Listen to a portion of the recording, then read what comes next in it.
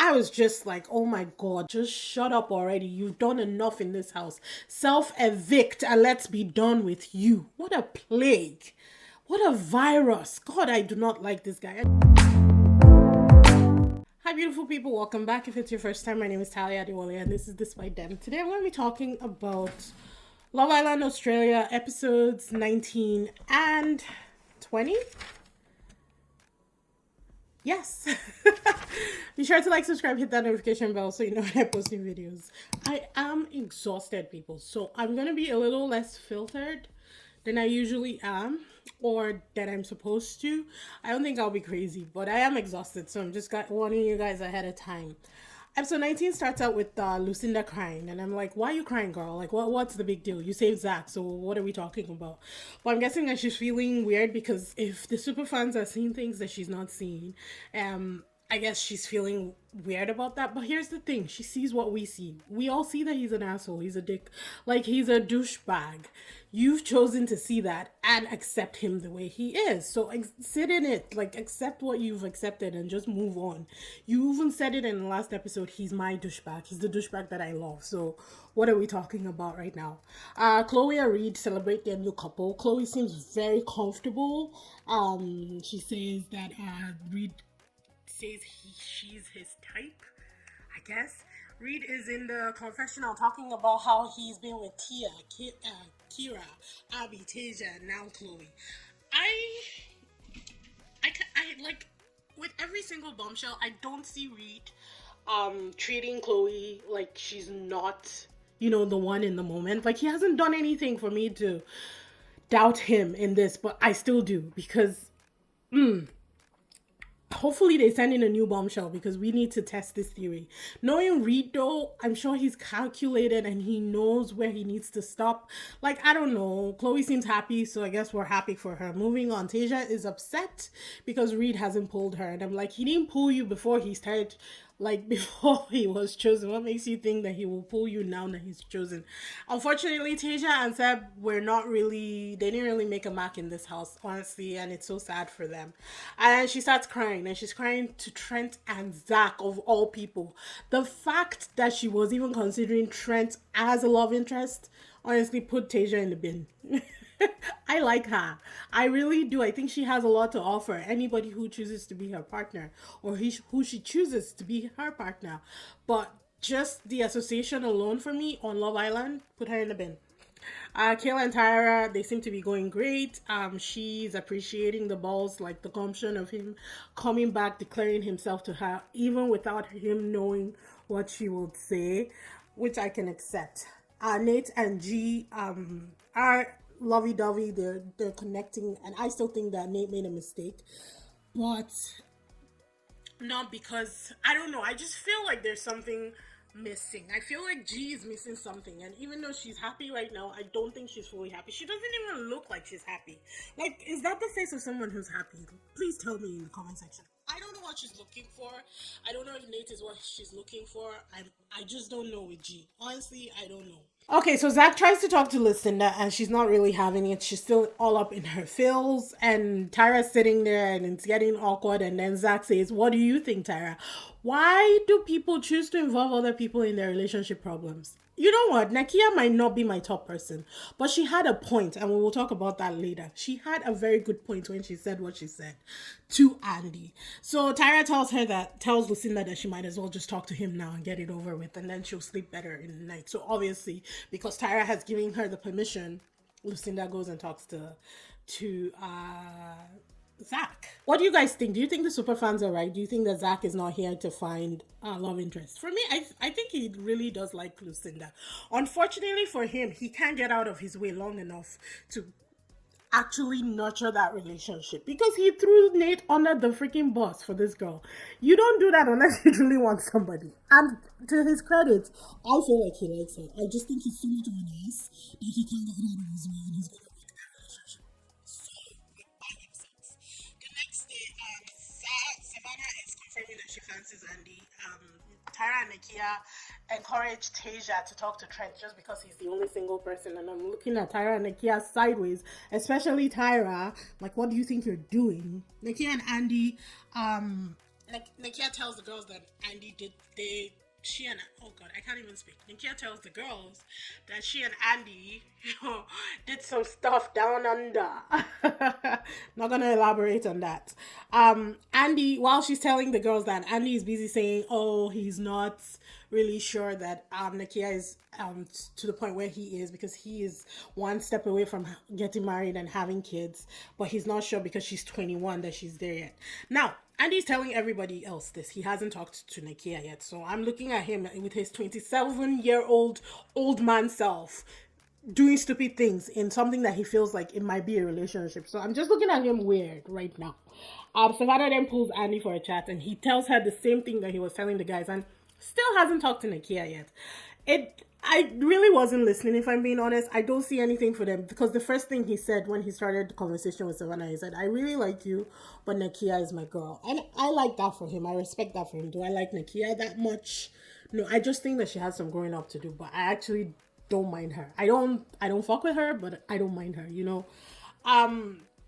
So then Annie then pulls Nakia and tells her his concerns. Finally, she first says, "Is this you or is this Sav?" Because she'd been eavesdropping and she heard a bit of their conversation. And he tells her it's all him. And she's like, "If you have problems with me, you should talk to me." And I can respect her saying those things. She's like, nobody else knows how I'm feeling. You've not even asked me. How do you know what my plans are? You haven't even talked to me about it yet.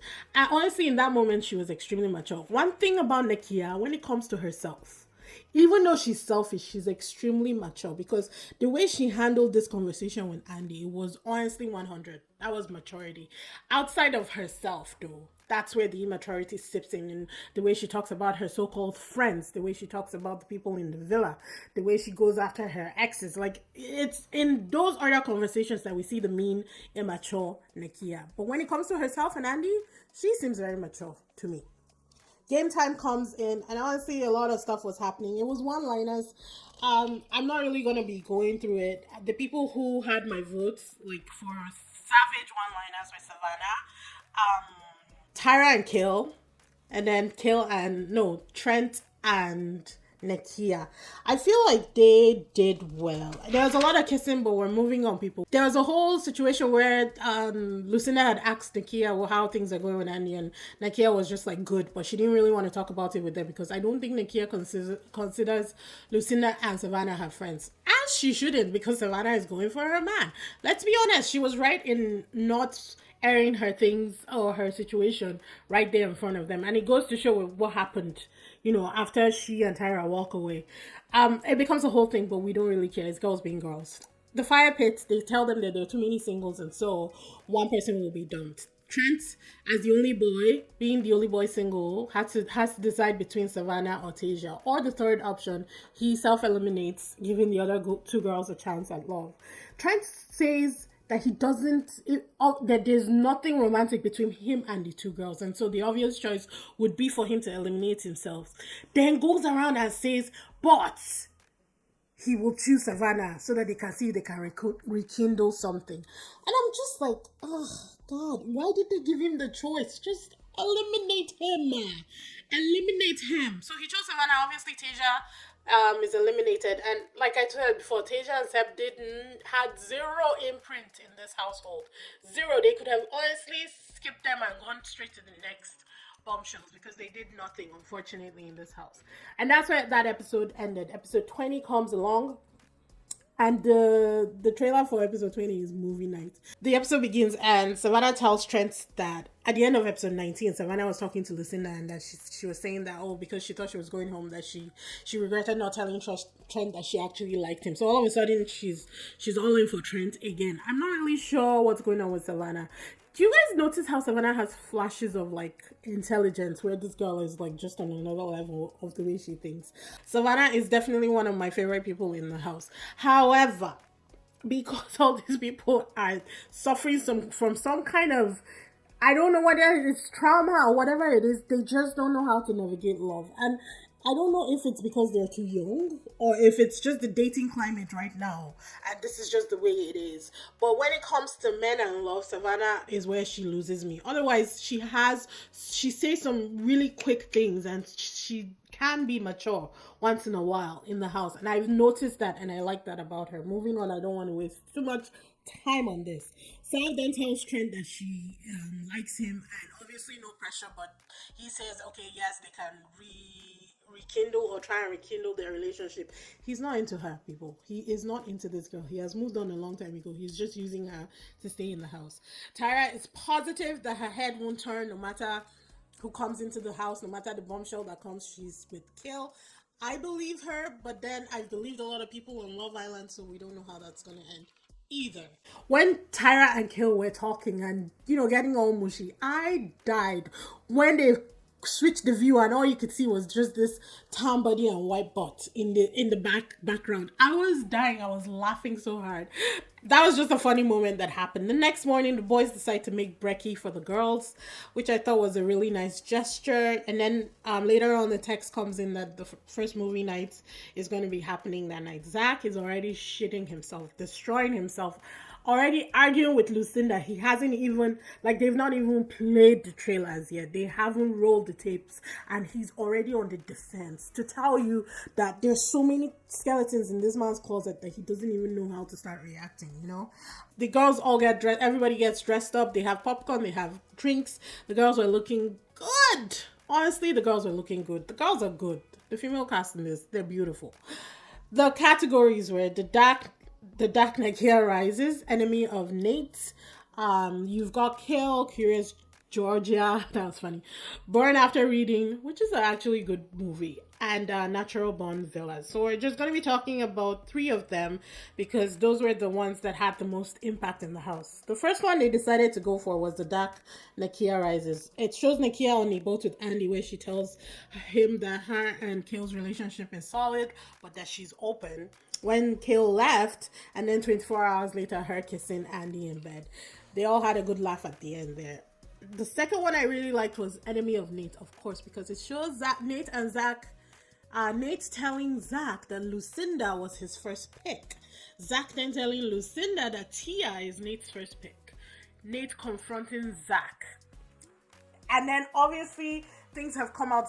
Nate is vindicated. He was telling the truth the whole while. The girls thought that he was a sleazeball, but it showed that Zach is the actual sleazeball in the house. So Lucinda is pissed off. She's yelling at him. Everybody's yelling at her. Zach is still denying it. Gaslighting the girls, telling them that no, it's what he assumed. Own it like a man. Say, I said what I said for the girl that I want. Do you know that if he had just said, yeah, I said it and I meant it, that would have gone down so much, it would have been so much better than what he was doing. He was arguing, he was gaslighting, he was trying to flip the script. I was just like, oh my God, Zach, just shut up already. You've done enough in this house. Self-evict and let's be done with you. What a plague. What a virus. God, I do not like this guy. And he and Trent were just laughing throughout. The next categories was you've got Kill, then Curious Georgia, and then Born After Reading. But after Reading showed Reed obviously going from bombshell to bombshell to bombshell, telling them all the same thing. And when it was done, the girls were really hounding him and he was trying to defend himself. And they were all eventually Chloe said nobody asked her what she felt. And she's like, oh no, that she's going to defend Reed because none of the other girls were his type. And so that kind of shut things down. But I think it was stupid for her to back him up because even if he doesn't dump her in the house, he's going to dump her on the outside. I do not see it working because Reed is a slime ball. Honestly, he's more slippery than an eel right now, and it's her choice though. No, it's not my problem. It's Chloe's choice. Then the other one that I really liked was Natural Born Villas. They show Trent saying he won't bring Savannah home to his friends and families. Savannah's face honestly broke my heart when she heard that. She was so heartbroken. And then they switched to Lucinda, Abby, and Savannah talking trash about Nakia. Nakia talking trash about Savannah, saying that she's better than Savannah. And then Zach tells the boys that he's going to train Lucinda like a puppy. And of course, that did not go down well. But this was the place where Zach just lost his mind. Even Andy was saying, cut it off. Zach he was trying to get Trent to just stop Zach from talking. But he would not just shut up. So everybody was just like, yeah, let him burn. Let him burn. And he just kept He kept saying things like Lucinda was disgusting the way she was responding in this, that everything she was saying right now, defending herself, is worse than what he had said in all the trailers. And she was not having it. Now, will Lucinda take him back? Of course, she's going to play it up and act hurt, for a bit. But I feel like she will still take him back after seeing everything that she had seen. One thing that I will respect Lucinda for was that she apologized to Nate, even though he said you got what you wanted. I mean, it was a burden in itself, and I was like, yeah, you go, Nate. You tell them everything, because when everything under the sun always comes to light, it doesn't matter whether it wasn't going to be in the house or outside the house. They would have found out the truth eventually. But I like that she apologized to Nate. So yeah, I don't know what's going to happen. That's kind of where the episode wrapped up. Not really sure what's going to happen with Lucinda and Zach. I think she will take him back for sure. We do see that there's 2 new bombshells coming in, and the girl was looking cute. Not gonna lie, the guy, I don't know, I have a thing about Jerry Calls. But the guy still looked okay. So, like I said, after Sep, I'm not gonna judge anybody just from one picture alone. We're gonna see them in motion. So come Monday, yes, new episode will be dropping. I'm not really sure if I'm doing a review on Monday. I have a lot going on right now. There's a lot happening, people. So we'll see. But yeah, I really did enjoy the first episode, 19. 20 was all about movie night, and I think they stretched it too much. They could have really done a lot more in the episode. They just kept stretching it way too much. However, it was a good movie night. It was actually one of the better ones just because of Nate's vindication in this episode. But yeah, let me know, guys. Let me know what you think. Let me know who you think the new bombshells are going to disrupt. I don't know. I think Andy may wonder, because the girl coming in is blonde as well. And I know Tyra said she's locked in, but yeah, we'll see. I hope you guys enjoyed the review. Be sure to like, subscribe, hit that notification bell so you know when I post new videos. And I will see you in the next one. Bye.